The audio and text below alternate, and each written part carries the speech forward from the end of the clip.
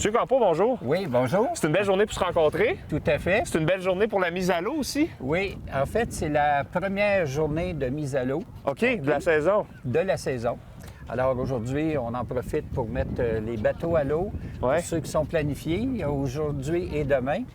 Et par la suite, ce sera les prochaines fins de semaine. J'imagine que, bon, ceux qui ont des embarcations ont très hâte que l'été commence, d'aller sur l'eau. Mais c'est important de garder des conseils en tête, là. Qu'est-ce qu'il faut faire, qu'est-ce qu'il ne faut pas faire? C'est sûr qu'avec le début de saison, il y a la fébrilité là, de vouloir mettre le plus rapidement possible notre bateau à l'eau. Mais il faut quand même préparer certaines règles de sécurité de base.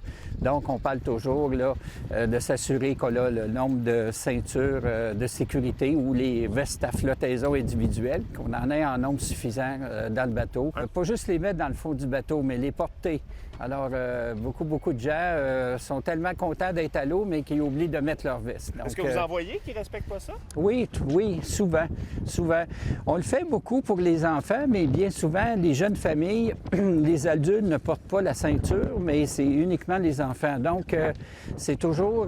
on a des cours d'eau qui sont froids, donc on ne peut pas prendre de chance là, de ne pas porter sa ceinture. Puis c'est avant de mettre le bateau à l'eau, pas une fois qu'on est à l'eau. Oui, c'est ça. Oui. OK, vous parlez de conseils de base, donc avoir une veste de flottaison pour tout le monde. Oui, c'est ça. S'assurer aussi que tous les équipements soient en opération ou soient en ordre dans l'intérieur du bateau. Donc, on parle du moteur, on parle des équipements de sécurité comme des lignes d'attrape si jamais il y a des gens qui tombent à l'eau, ceinture, tout ce qui est essentiel au niveau là, de la sécurité sur l'eau. OK. Puis là, on pense à la sécurité des personnes.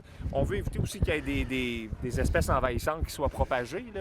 Oui. Qu'est-ce qu'il faut garder en tête? Ce qu'il faut garder en tête, c'est que jusqu'à ce qu'on ait des stations de lavage dans les différentes marinas, en attendant, c'est que les gens qui ont soit des bateaux pour la pêche ou des bateaux qui mettent régulièrement à l'eau, c'est de s'assurer de bien nettoyer le bateau avant et après, OK, la mise à l'eau.